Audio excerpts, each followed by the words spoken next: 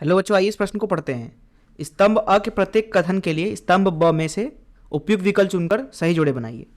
पहला है यहाँ पे स्तंभ अ, दूसरा है स्तंभ ब। स्तंभ अ में अ है किरचाफ का द्वितीय नियम, ब है चल कुंडल धारामापी, स है बैगनी रंग का प्रकाश, द है लाल रंग का प्रकाश, ई है इलेक्ट्रॉन उत्सर्जन के लिए न्यूनतम ऊर्जा।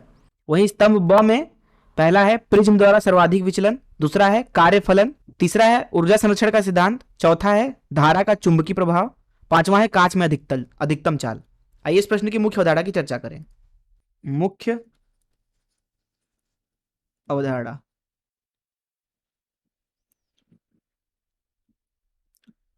यहां पे हम सबसे पहले बात करते हैं किरचाफ के नियमों की। किरचाफ के नियम, तो किरचाफ ने हमें दो नियम दिए थे जिनकी मदद से हम वैद्युत परिपथों को हल करते हैं। पहला नियम था उनका धारा नियम जो कि आधारित था आवेश के संरक्षण पे। वही जो उन्होंने दूसरा नियम दिया था वो था विभव नियम जो कि आधारित था ऊर्जा संरक्षण पे। धारा नियम कहता था कि परिपथ में किसी भी एक बिंदु पे आने वाले कुल धारा जाने वाले कुल धारा के बराबर होती है।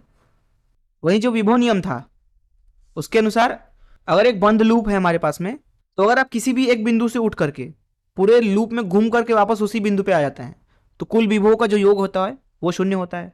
और ऊर्जा संरक्षण पे आधारित इसलिए है क्योंकि अगर आप आवेशित कण को पूरे परिपथ में घुमा के उसी बिंदु पे लाके रख देते हो जहां से आपने उसको उठाया था, तो विभव समान हो गया। विभव समान होने का मतलब है कि ऊर्जा समान हो गया, तो जो ऊर्जा पहले था वही ऊर्जा अब है, अर्थात ऊर्जा में जो अंतर है वो शून्य है, इसलिए विभवांतर में भी जो अंतर होता है वो शून्य होता है। और यह है आपका द्वितीय नियम। वही बात करते हैं हम अब चल कुंडल धारामापी की। तो चल कुंडल धारामापी कुछ इस तरीके से दिखता है, जिसमें दरअसल एक बेलनाकार क्रोड के ऊपर, जो कि दरअसल सामान्यतः लोहे से बनता है, तार लपेटा गया होता है। यहां पे आपको दिख रहा होगा ये पूरा तार लपेटा गया है। जैसे ही इस तार में वैद्युत धारा प्रवाहित करते हैं, इस तार से चुंबकीय क्षेत्र उत्पन्न हो जाता है, जिसकी वजह से जो ये पूरा कुंडली है जो कि इस पूरे बेलनाकार क्रोड के ऊपर लपेटा गया है, वह एक चुंबकीय द्विध्रुव की तरह कार्य करने लगता है। उसकी वजह से जो यहां दोनों तरफ चुंबक रखे गए हैं उनका कुंडली के ऊपर बल लागू लगने लगता है, जिसकी वजह से वो घूम जाता है। अब इस कुंडली के साथ ही यहां पे आपको दिख रहा होगा एक तीर है, वो भी घूम जाता है। अब जब वो घूमेगा तो यहां जो ऊपर मापांक पे धारा का मान दिख रहा होता है वो भी बदल जाता है, जिसके ऊपर हम बहुत सारे मान लिख देते हैं इसके घूमने की वजह से, क्योंकि यहाँ पे धारा जितना होगा उतना ही ज्यादा इसके ऊपर बल आघूर्ण लगेगा, तो उतना ही ज्यादा ये घूमेगा, उस हिसाब से उतना ही ज्यादा धारा होगा। तो इस तरीके से एक चल कुंडल गैल्वेनोमीटर काम करता है, और ये पूरी तरह से आधारित है वैद्युत धारा के चुंबकीय प्रभाव पर, क्योंकि यहाँ पे विद्युत धारा प्रवाहित हुआ, उसकी वजह से चुंबकीय क्षेत्र उत्पन्न हुआ और फिर बल आघूर्ण लगा और ये घूम गया। अर्थात ये पूरी तरह से आधारित है वैद्युत धारा के चुंबकीय प्रभाव पर वैद्युत धारा के चुंबकीय प्रभाव पर। एक चीज के और बारे में हम बात करते हैं यहाँ पे। मान लीजिए हमारे पास में एक प्रिज्म है कुछ इस तरीके से, जो कि एक कांच का बनता है। मान लीजिए एक प्रकाश किरण है, इसमें कुछ इस तरीके से आपतित हम कराते हैं। ये मान लीजिए श्वेत प्रकाश है। अब श्वेत प्रकाश जो होता है जब वो किसी प्रिज्म में से गुजरता है तो वो विभिन्न रंगों में बढ़ जाता है। तो यहाँ पे पूरा जो श्वेत प्रकाश है वो विभिन्न रंगों में बढ़ जाएगा कुछ इस तरीके से। सबसे कम विचलन होता है लाल रंग का, कुछ इस तरीके से, ये ऊपर वाला लाल रंग हो जाएगा। और सबसे ज्यादा विचलन होता है बैगनी रंग का।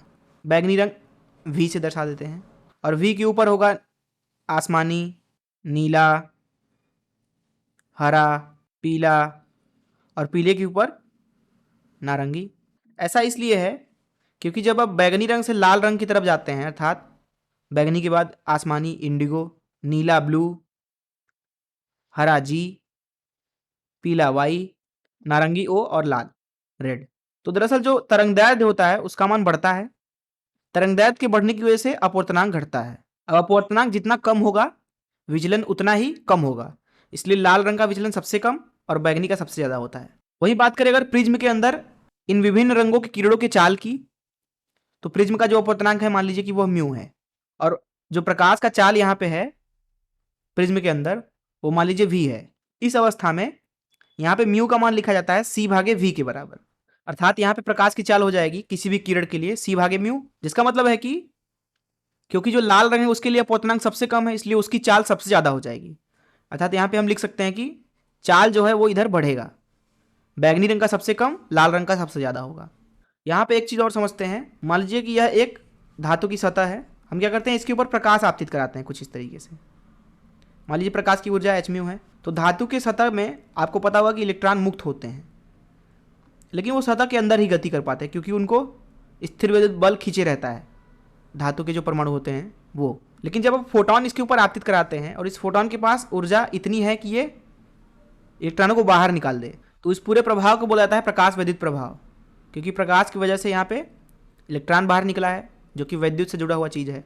और यहाँ पे जो इलेक्ट्रॉन है उनको उत्सर्जित होने के लिए जो न्यूनतम ऊर्जा चाहिए, न्यूनतम ऊर्जा वो कम से कम कार्यफलन के बराबर होना चाहिए, जिसको फाई से दर्शाते हैं। तो इस मुख्य अवधारणा का इस्तेमाल करके चलिए प्रश्न को हल करते हैं। यहाँ पे हम उत्तर लिखेंगे। देखिए सबसे पहले बात करते हैं किरचॉफ के द्वितीय नियम की। तो जैसा कि हमने देखा कि जो किरचॉफ का द्वितीय नियम है, विभव नियम, वो ऊर्जा संरक्षण पे आधारित है। इसका मतलब है जो अ हो जाएगा उसका उत्तर हो जाएगा 3। बात करते हैं ब की। ब मतलब चल कुंडल धारामापी। हमने देखा कि चल कुंडल धारामापी जो है वो धारा का चुंबकीय प्रभाव है, इसलिए ब का उत्तर हो जाएगा 4। बात करते हैं बैगनी रंग का प्रकाश। तो हमने देखा अभी कि जो बैगनी रंग है उसका विचलन सबसे ज्यादा होता है, इसलिए जो स है उसका उत्तर हो जाएगा 1, सर्वाधिक विचलन प्रिज्म द्वारा। वही बात करते हैं लाल रंग के प्रकाश की अर्थात द की। तो जैसा कि हमने देखा कि लाल रंग की जो चाल होती है कांच के अंदर वो सबसे अधिक होती है क्योंकि उसके लिए अपवर्तनांक सबसे कम होता है, इसलिए जो द का जोड़ा बनेगा वो 5 बन जाएगा। वही बात करते हैं ई की। ई है इलेक्ट्रॉन उत्सर्जन के लिए न्यूनतम ऊर्जा। जैसा कि हमने अभी देखा कि इलेक्ट्रॉन उत्सर्जन के लिए कम से कम जो ऊर्जा चाहिए उसको वह है कार्यफलन के बराबर, जिसको फाई से दर्शाया जाता है, इसलिए ई का उत्तर हो जाएगा 2। तो इस तरीके से हमने इस प्रश्न को हल कर लिया। मैं आशा करता हूं कि आपको इस प्रश्न का हल जरूर समझ में आया होगा। धन्यवाद।